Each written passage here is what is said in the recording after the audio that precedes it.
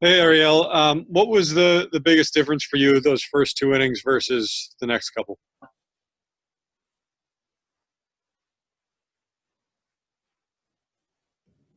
Para ti, ¿qué fue la diferencia más grande de los primeros dos innings comparado con los últimos tres?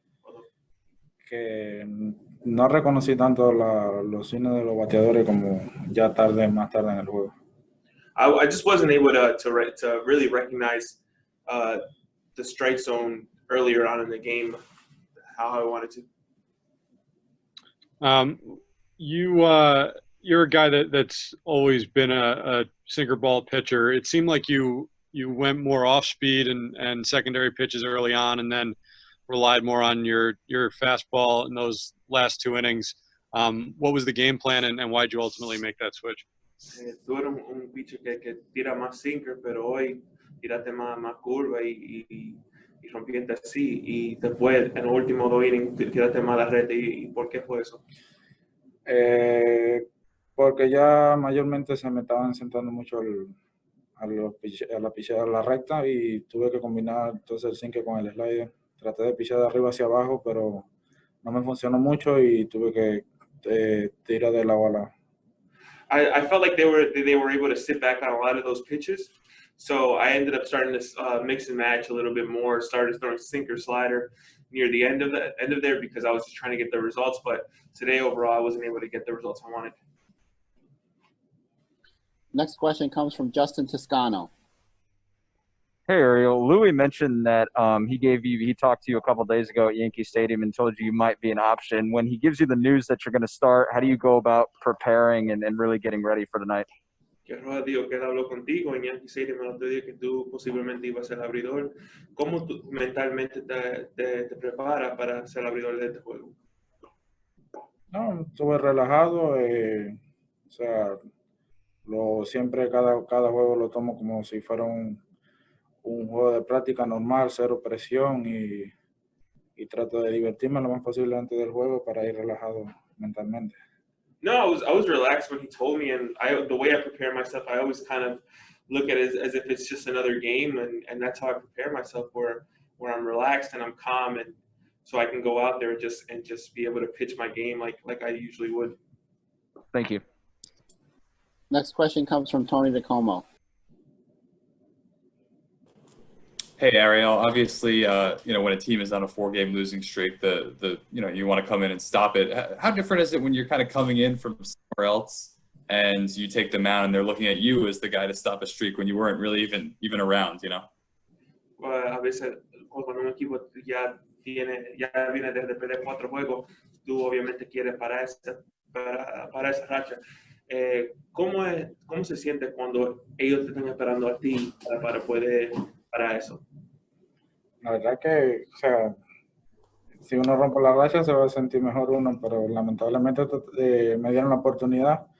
Traté de hacer lo mejor que pude, peleé hasta el final y bueno, los dos últimos innings los pude sacar mejor que los dos primeros.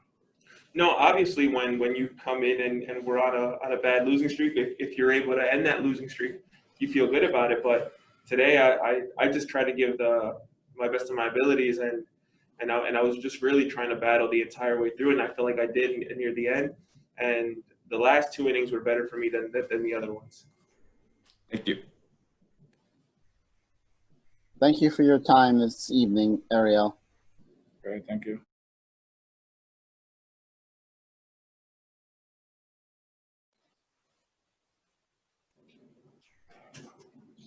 Luis, your first question comes from Steve Gelbs.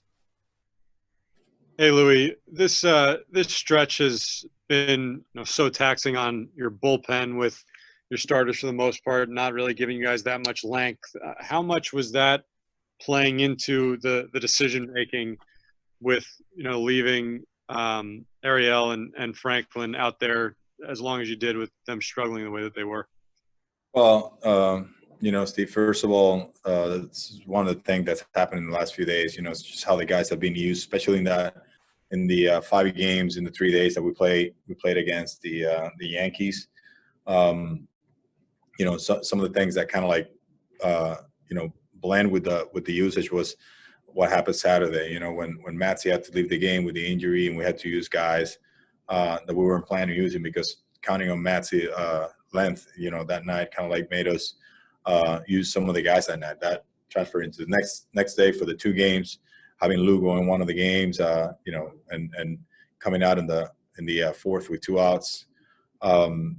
You know, so a lot of guys are being used, and this 2 guys that we had today there, one after the other, we trusted them in giving us length and kind of like to get away from some of those arms that we used a lot in the last couple of days just to get through some games. So, you know, they didn't fully give us what we were expecting, and you know, they didn't do a good job. You know, they left some pitches up in the zone, up where they cannot be effective, and you know, they were driven. So Hughes came in, and I think he, you know, pitched for the 4th day, for the 4th time in 5 days, to get 3 outs in the 8th inning. So that's one of the guys that's been used a lot. He feels good. He says the more he pitches, then the better he feels. His stuff gets even more better. So, you know, he came in and threw that 8th. We had a couple of more guys available for the 1 inning frame or to finish an inning, but those are the 2 guys that were going to give us length tonight. What is the level of difficulty making a decision like that, where you know that tonight essentially you may not be putting yourselves in the best position to win, but you know you're playing almost the long game here, even though at this point in time the situation you guys are in, it's getting late pretty fast. How tough is that balance of a decision? Well, it became tough in games, Steve, because, you know, going into the game, you know, we felt pretty confident with the 2 guys. You know, Kilo is throwing the ball good for us, and Jurado, you know, is a guy that you know, we trust the stuff wise. You know, we had never seen him pitch. You know, with the uni, and you know, we had a good defense behind him, sinker baller, guy that can do some contact. So we were ready to make plays, and you know, that just wasn't the case with him pitching. You know, a lot of balls were driven. And you know, then Kilo came in, and Kilo let some pitches up. So, you know, that didn't quite get the outings that we were expecting out of this too. And that's what led into, like you said, like it was a more difficult time or game to get through. And you know, those just, you know, going through the game and us getting hit hard, you know, with those two guys. Next question comes from Justin Toscano. Hey, Louis, do you sense guys getting anxious now, having lost 5 straight, time's running out? No, I do not sense it. I you know, walked in the clubhouse, talked a little bit to a few guys individually, and said something there, you know, real quick, like, you know, we got to come in tomorrow with the same demeanor. The guys came in swinging and, you know, score, didn't give up, came back, tied the game at 5. You know, and these guys always fight. That's what they do, and I didn't see that after the game. You know, we have a lot of good guys in there. We're gonna have those 3 additions tomorrow. You know, so some new blood, and I think that's even gonna help more. You know, the motivation for us looking forward and focus on winning games. You know, starting tomorrow. I know you guys have had some unforeseen circumstances with the bullpen over this stretch, but has the stretch made you less confident in your pitching depth? Oh no, I you know, I'll never get there, Justin. You know, this guy, I trust these guys. These guys, I trust they're going to come in, attack the first batter. You know, they have the stuff to get the outs. And you know, we will look at the matchups that are coming after our starter leaves the game. They'll be a lot fresher tomorrow. You know, the one guy that we used was Hughes tonight. So we'll see how they come tomorrow. You know, they'll play cash, and we'll see the availability and how they feel for tomorrow's game. Thank you. Next question comes from Tim Healy. As brief as Jurado's outing was, the lineup kept you in it. Giménez got his first home run. How deflating was it then when they immediately retake the lead off of Kilome? Oh, that's always tough. You know, you see the guys battling. You know, our hitters just grinding at bats and you know, just fighting like they do all the time, and just getting one good at bat, getting their singles here, and then Giménez just, you know, launching that ball left center field. So always good to see them how they do it. But it's definitely always it's tough when you make that push and then all of a sudden next inning we lose it. So those are one of the things that as a pitcher you just got to come in and execute and shut the opposing team down. And what wasn't the case tonight. Kilo wasn't as effective as he's been for us so far this year, and that's why he left that curveball up, and he gave up that two-run homer in that inning. Thank you. Next question comes from Enrique Rojas.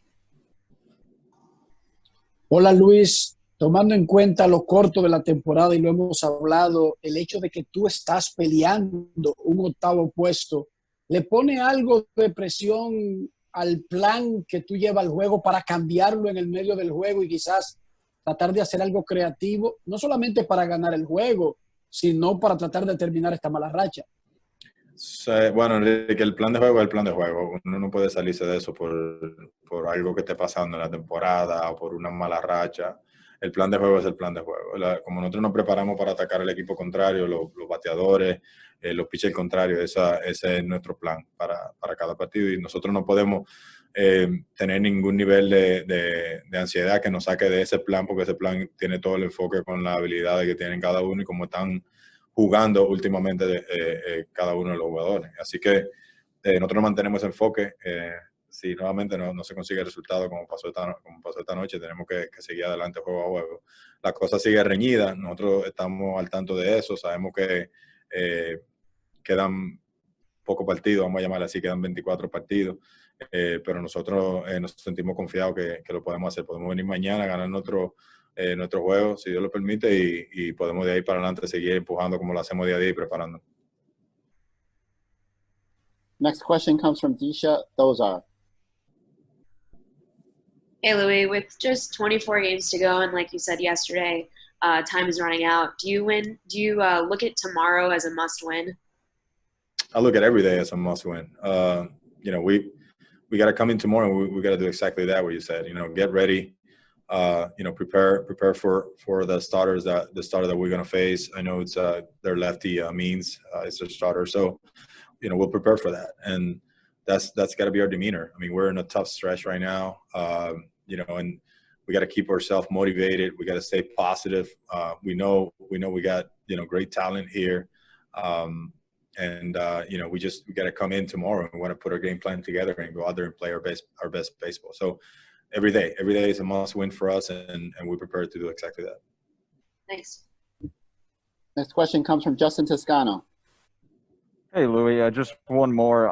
You've been pretty adamant since you took the job that Cano, wasn't declining. So to see him perform like he has been, like the hitter everybody's seen through the years, what's that been like? Well, it's been great. In his case, I'm just glad that he was able to bounce back out of the IL the way he did. It's almost like he didn't lose a bit. Last year, every time that he was like climbing up like that, he was getting more on base. He was running more of the bases. He got hurt. This season he happened to him in Atlanta when he went second at home, and he's bounced back out of the IL, and he kept a hot bat. So that's it's a good sign. He prepared really well. He told me from the offseason, from the first spring training, that he prepared. He told me, Lou, I worked really hard just to be there healthy the whole year. And then, when he got hurt and went to the IL, I was like, he got some adversity again, but he was able to maintain that hot bat. So yeah, it's great that it's only been the 10-day stretch when he was out, and then he's kept his bat there for us. Next question is from Tim Healy. You mentioned keeping yourselves motivated and specifically positive, not for you personally, but as a group. Is that hard amid all this? Not with this group. There's a lot of adversities, I think, everywhere, and we're aware of that. I mean, all the things that are happening, outside the world of baseball, and we understand everything, that's going on. And it's tough times. And, for us to be playing every day, the game we love and and to be together as a group, as a family. You know, it's we have fun. We're excited by it. So, you know, when we lose, it hurts. You know, for everyone in that room, it just hurts. I mean, they feel every loss, but at the same time, they have the ability to bounce back. And so the conversations are easy with the group. So every time we talk about what we need to do, what we got to do, and what's our demeanor going to be tomorrow or today when we talk on that given day of the game, and you know, it's pretty easy. So it's not that hard to stay motivated. It's not that hard to really have that communication as a group. Thank you for your time this evening, Luis. Sure. Have a good night, guys. First question tonight comes from Steve Gelbs. Andrés, what's the feeling of hitting your first major league home run? ¿Cómo se siente para el primer home Se siente muy especial, es algo que he soñado desde niño y es algo que gracias a Dios se pudo dar hoy. It's something special. It's something I've dreamed of since I was a kid, and for it to happen today, it was a great honor. You know, as a team in general, with you guys struggling the way that you are, what would you say that the sense of urgency in the room is right now? Como el equipo está ahora mismo, ¿qué tú piensas que el nivel de urgencia para poder ganar juego ya? No, yo creo que deberíamos estar tranquilos porque confiamos en lo que tenemos, confiamos que estamos viniendo todos los días al estadio a hacer lo mejor, ayudar al equipo a ganar y las cosas estamos confiados que las cosas van a salir bien. I think we should just come in, relax, and trust that we have a good team here, and just to come in every day that we're going to give our best every time that we come to the stadium. But yeah, we have a good team, and I feel like as long as we continue to play hard, we're going to get the results that we want. Next question comes from Justin Toscano.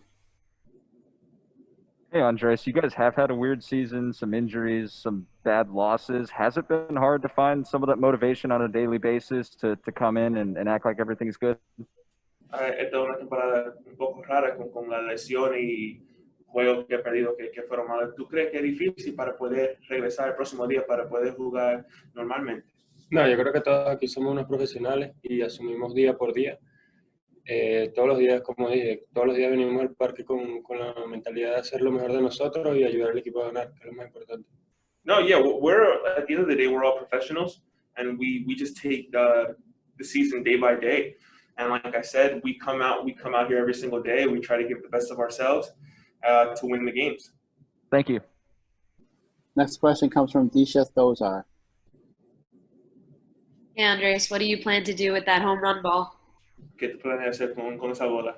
Se la quisiera dar a mi bisabuela. Ella ya está en el cielo, pero creo que tendrá un buen lugar en la familia.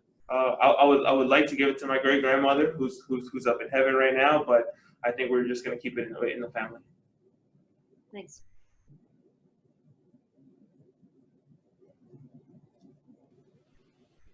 Andres, thank you for your time this evening. Thank you, guys.